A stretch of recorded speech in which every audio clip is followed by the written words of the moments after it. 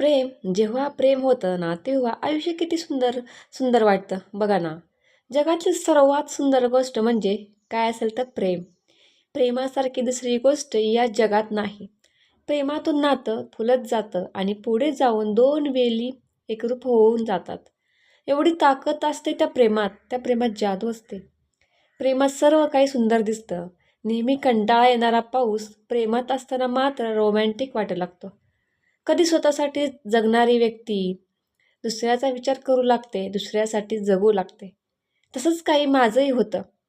तो माझ्या माझ्या बाजूच्या ऑफिसमध्ये काम करायचा. आमची पार्किंगमध्ये ओळख झाली.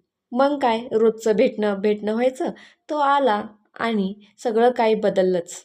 नव्याने सुरुवात झाली प्रेमाची. तसा मला पाऊस नेहमीच आवडायचा, पण त्याला जरा जास्तच आवडायचा. आम्ही जायचो सोबत पावसात. कधी-कधी सर्वांची नजर चुकवून ऑफिसनंतर जायचो CCDमध्ये गरमागरम कॉफी प्यायला. कॉफी घ्यायचो, कॉफीचा एक घोट आणि सोबत मुसळधार पाऊस. काय रोमॅन्टिक वाटायचं. ते खूप सुंदर क्षण होते. ते कधीही उगाचच ट्रेनने जायचो. बाहेर पाऊस, त्या ट्रेनमधली गर्दी आणि आमच्या केसातून गळणारं पाणी बटांवर रेंगाळत यायचं आणि तो अलगद ती बट बाजूला करत ते पाणी आपल्या हाताने पुसायचा. मग माझे लाजून होणारे लाल गाल त्याला खूप आवडायचे आणि तो चक्क खेचायचा आणि अजून लाल करायचा. जेव्हा प्रेम होतं ना आणि त्या व्यक्तीवर होतं, ती व्यक्ती आपल्यावर ही तेवढंच प्रेम करते. याच्यासारखं दुसरं भाग्यच नाही. त्या दिवशी ठरवून आम्ही दोघांनी सुट्टी घेतली आणि बाहेर बाहेर जायचं ठरवलं. बाहेर गेलो. फक्त भिजताना म्हणून की काय, पावसाचे नामोनिशाण नाही. गेलो आणि गार्डनमध्ये वाट बघत बसलो. कधी येणार पाऊस म्हणून. मी मात्र कंटाळले. पण तो पण तो कंटाळा नाही. त्याला पक्क माहीत होतं की येणार. जसं काय पावसाने त्याच्या फोनवरून सांगून ठेवलं होतं की आज मी बरसणार आहे. मग काय बघत बसलो वाट आणि बघता बघता तो पाऊस आला. मोठमोठे ढगांचे वर्तुळं बनत गेली आणि त्यातून पाण्याचे मोठमोठे थेंब बरसू लागले. आम्ही तर चक्क तयारी करून बसलो होतो. सँडल, शूज, घड्याळ, मोबाईल सगळं बॅगमध्ये भरून आम्ही सज्ज झालो होतो त्या पावसात भिजायला आणि मजा मस्ती करायला. पाऊस आला सोबत घेऊन आनंद. सर्वजण इकडे तिकडे आडोशाला मिळेल तिथे पळत होते. पण माझ्यासाठी ते क्षण तिथेच थांबले. तो त्या पावसात एखादा लहान मुलासारखा भिजत होता आणि मी त्याला बघत होती. मग काय मलाही घेतलं त्याने सोबत. खूप भिजलो. पाऊस जवळून अनुभवत होतो की अचानक एक जोराची वीज कडाडली आणि मी त्याला बिलगली आणि घट्ट मिठी मारली. त्यानेही त्याची मिठी घट्ट केली. काही क्षण मग मात्र मी गप्प बसून राहिले. परत भिजलो. खूप बाहेर गेलो. गरम चहा आणि वडे खाल्ले. त्याने घरी सोडले आणि तोही गेला. असेच आम्ही भिजायचो, फिरायचो. एक दिवशी त्याने कॉल करून मला बोलावले. काही काम आहे सांगून मीही काही जास्त विचार न करता सरळ भेटायला गेली. नेहमीच्या गार्डनमध्ये आम्ही भेटलो. तो शांत बसला होता बाकडावर. मीही शेजारी जाऊन बसले. त्याने माझ्याकडे बघितलं. मी एक छानशी स्माईल दिली. त्याने एक छानशी स्माईल दिली आणि तो बोलू लागला. जर बोलायचं होतं तर खरं तर आधीच बोलला पाहिजे होता. पण आज नाही बोललो तर कधीच नाही बोलू शकणार म्हणून बोलतोय. अगं कसं सांगू. पण मी घाबरली. स्पष्ट बोलणारा आज शब्द. मी थोडी घाबरलेली होती. जो नेहमी स्पष्ट बोलणारा आज बोलण्यासाठी शब्द शोधतोय. मग मीच त्याला काय म्हणून सरळ विचारले आणि तो बोलू लागला. तो काय बोलू लागला. माझं एका मुलीवर प्रेम आहे. म्हणजे आधीपासून नाही पण आत्ता झाले. तुला कसं सांगू कळत नव्हतं. तू रागावशील म्हणून बोललो नाही. पण आज नाही सांगितलं तर खूप उशीर होईल. मी रागावली खरं तर. वाईट वाटलं मनाला. अचानक डोळे भरून आले आणि गालावर आलेच. मी कितीही नाही दाखवायचे ठरवलं तरीही मी उठली आणि निघू लागली. तो आला मागे आणि माझा हात हात धरत थांबला. त्याने माझा हात धरला आणि राग, रडू सगळं येत होतं, पण तोंडातून शब्द फुटत नव्हते. पुढे बोलला की आज भेटायला घेऊन आलोय आणि तू न भेटताच जातेस. काय होणार माणसाचे अशा प्रसंगी. मी शांत. मग तोच मागे गेला आणि त्याने मला मागे फिरायला सांगितले. कारण ती आलेली, मी मागे वळली तर हा खाली आपल्या गुडघ्यांवर हातात रिंग घेऊन बसला होता. सर्वजण बघत होते, पण मला कोणाची फिकीर नव्हती. मी गेले आणि त्याला बिलगत होकार दिला. सोबत 4 रपाटेही. मग घट्ट मिठी मारली. मग रोज भेटणं व्हायचं. त्याचं येणं, सोबत गुलाब, चॉकलेट. खूप रोमॅन्टिक वाटायचं सगळं. कधी 1 वर्ष झालं कळलंच नाही. छान गेले दिवस.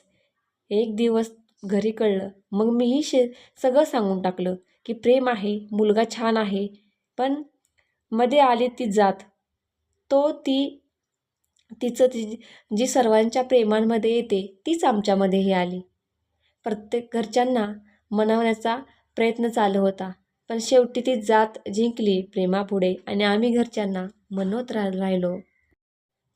शेवटी ती जात जिंकली प्रेमापुढे आणि आम्ही दोघांनी एक निर्णय घेतला. तो म्हणजे आम्ही दूर राहायचं ठरवलं. पण जोपर्यंत घरचे मुलं मुली बघत नाहीत तोपर्यंत सोबत राहायचं ठरलं.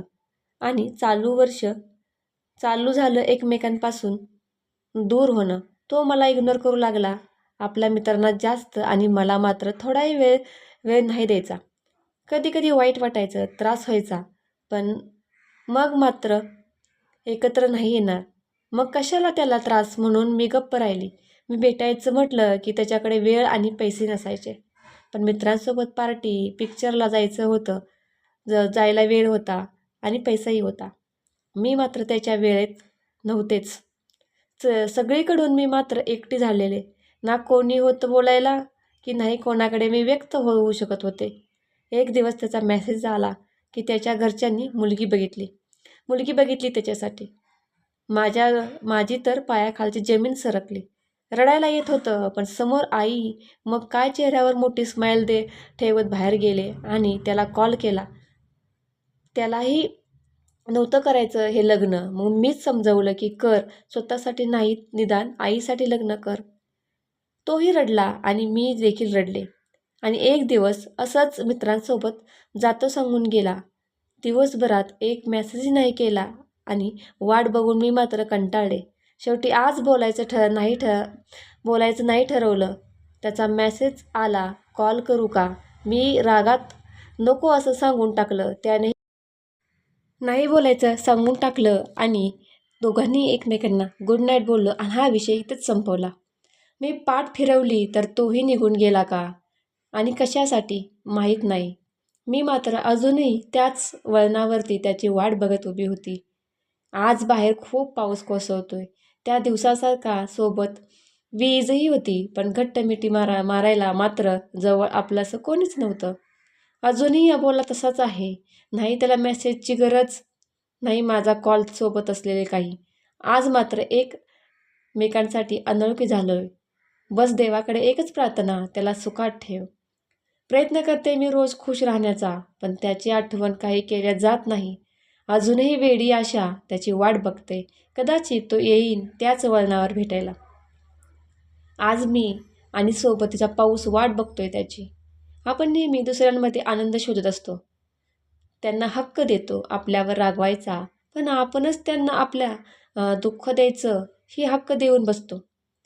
आपण आपला आनंद तर त्यांच्या हातात देतोय, पण दुःखही देण्याचा ही हक्क त्यांच्या हातात नकळत जातो. काही लोक मनाला लागेल असं बोलून जातात, पण काही जण न बोलतात निघून जातात आपल्या लाईफमधून. त्रास होतो जेव्हा आपण एखाद्याला जीव लावायचा एखाद्याला आणि तो काही क्षुल्लक कारणाहून निघून जातो. कसं असतं ना प्रेम. आपण पाठ फिरवली तर तेही व्यक्ती पाठ फिरवून बसतात. आपण पाठ फिरवली तर तीही व्यक्ती पाठ फिरवून निघून जाते. लाईफमध्ये खूप लोक येतात जातात, पण एक व्यक्ती नेहमी आपल्यासोबत असते. आपण कधी तिच्यावर प्रेम करते करत नाही. नेहमी दुसऱ्यांमध्ये प्रेम शोधत बसतो. नेहमी आपल्यासोबत आपल्याला कोणी ना कोणी लागतेच. पण ती व्यक्ती किती सोबत असली तरी आपण तिचा कधीही विचार करत नाही. ती व्यक्ती म्हणजे आपण स्वतः. जो स्वतः आधी स्वतःवर प्रेम करा आणि मग दुसऱ्यांवर करा. हाच आजच्या व्हिडिओमधून संदेश होता. ढगफुटी व्हावी तसा पडतोय तो पाऊस, पण मनातल्या पावसाचं काय? तो पाऊस मात्र अजूनही वाट बघतोय बरसण्याची. बाहेर तुफान पाऊस आहे, पण मनातल्या पावसाला त्याला काही वाट फुटत नाहीये.